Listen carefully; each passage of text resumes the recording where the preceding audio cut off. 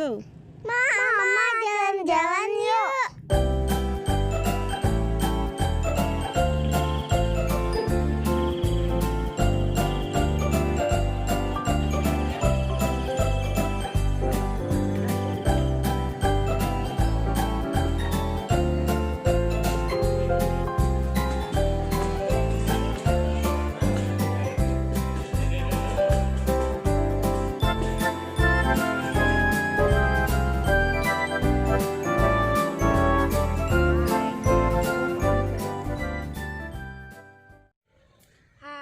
Kali ini aku mau bahas masalah yang paling sering ditanyain orang, yaitu tentang kamar mandi.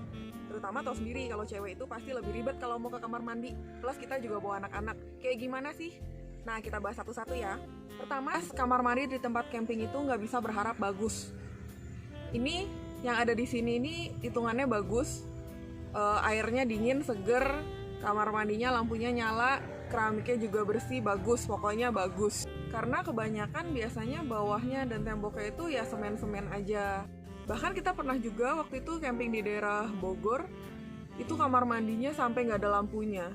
Nah cuman kalau kita lagi di gunung, karena udaranya dingin dan airnya dingin banget, biasanya memang nggak setiap hari aku mandi. Dulu pertama-tama kali suamiku tuh nggak suka kalau misalkan nggak mandi setiap hari. Cuman akibatnya kulit anak-anak, kulit aku tuh jadi pada kering.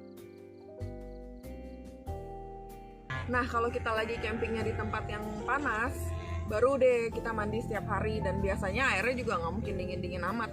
Kalau tempat campingnya pantai, jeleknya kadang kamar mandinya itu airnya air payau. Jadi walaupun udah mandi, tetap aja berasa badan lengket. Ya itu sesuatu yang susah lah ya untuk ditawar. Kita juga di dalam mobil kan nggak ada kamar mandi, penampungan air kita juga cuma sekitar 30 liter doang, paling cukup buat ya cuci-cuci muka gitulah. Kita lanjut masalah berikutnya yang paling sering ditanyain itu, kalau misalkan di tengah jalan mau pipis gimana? Untuk di daerah Jawa itu nggak perlu khawatir, bentar-bentar di jalan ada pom bensin, dan kamar mandi mereka ya kalau buat buang air kecil doang sih oke lah. Kecuali kalau mau BAB baru nyarinya ya agak lebih bagus dikit aja lah gitu. Nah tapi kadang kalau misalkan lagi perjalanan panjang, dan kayak kemarin waktu kita di Sumatera tuh rada susah ya.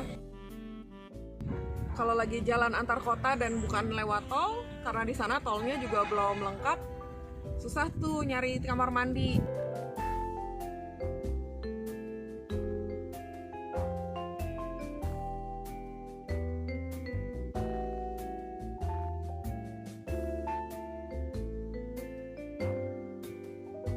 Nah itulah aku pakai yang namanya sebentar.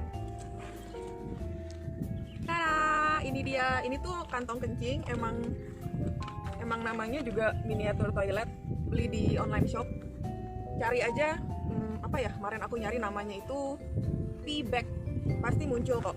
Ini sebenarnya disarankannya sekali pakai buang. Cuman kan kalau misalkan sekali pakai buang jadinya nyampah ya. Aku nggak terlalu suka banyak-banyak nyampah, apalagi plastik begini susah terurai. Nah jadi biasanya aku buang aja isinya. Nah supaya nggak geli dan nggak bau, pakai apa? Nah kita pakai ini. Apakah ini? Ini namanya hidrogel. Biasanya orang pakai itu sebenarnya buat berkebun, buat tanaman, buat ditaruh di dalam tanah supaya kalau lagi musim kemarau tanaman itu tetap dapat air. Nah kita pakai ini. Dia kayak apa cara kerjanya kita lihat ya. Nih bentuknya serbuk begini. Karena tadi ribet kalau ngambil mangkok, di dalam lemari itu banyak barang, jadi aku coba gini aja ya.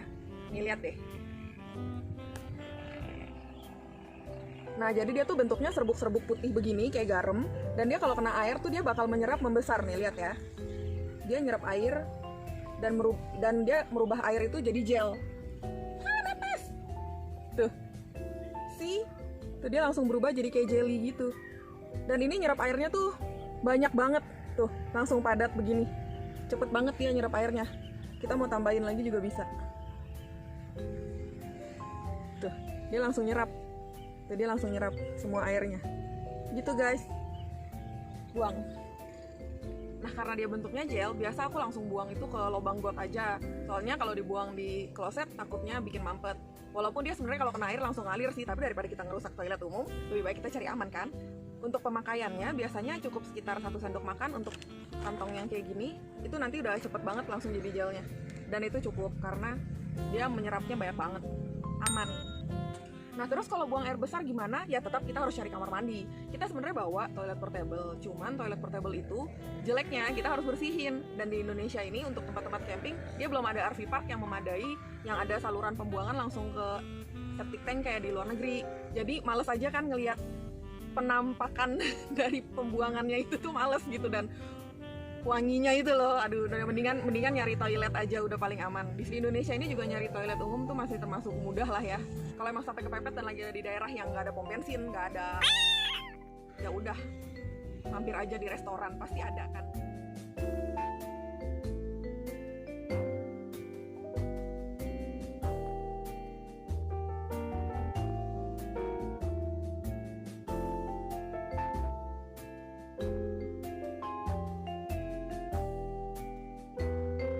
Itu tentang buang air besar dan buang air kecil. Berikutnya nih masalah perempuan. Kalau misalkan dapat tamu bulanan gimana coba, itu rempong banget kalau lagi di jalan kita mau buang apa segala macam. Kemarin itu aku udah sempet ya lumayan nggak enak lah ngerasain harus mau ganti ribet, mau apa ribet. Nggak mungkin kan kita ganti di dalam mobil terus harumnya semobil, kan nggak mungkin.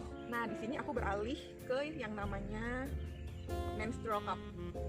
Kayak gini bentuknya, pemakaiannya ya cari aja di Google sendiri ya, cuman intinya pakai ini tuh jauh lebih praktis karena nggak harus sering-sering ganti, terus nggak berasa, terus nggak takut tersebar ke jok-jok mobil dan ke baju-baju kalau lagi jalan. Itu kan kalau pakai pet rempong banget ya.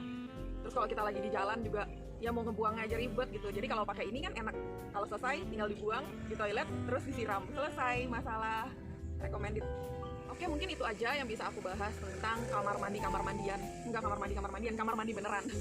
Paling hal-hal yang masih berhubungan dengan itu yang bisa aku sarankan adalah bawa handuk, nggak usah yang tebel karena ngejemurnya ribet. Terus bawa baju, kami biasanya bawa baju itu paling enggak cukup kalau misalkan kita kepepet nggak bisa nyuci selama 2 minggu. Tapi itu kalau pengen jalan yang lama nggak pulang-pulang. Tergantung sih, ya bawa baju secukupnya aja lah, tergantung kebutuhan. Oh iya, dan tentang nyuci baju. Kalau nyuci baju itu biasanya supaya praktis kita nyari laundry yang sehari kelar. Jadi ya sehari nginep di kota itu, terus laundry, besokannya ambil, selesai. Kecuali baju dalam, biasanya aku kalau pakaian dalam itu pas lagi mandi sekalian nyuci, terus dijemur di dashboard mobil seharian juga kering.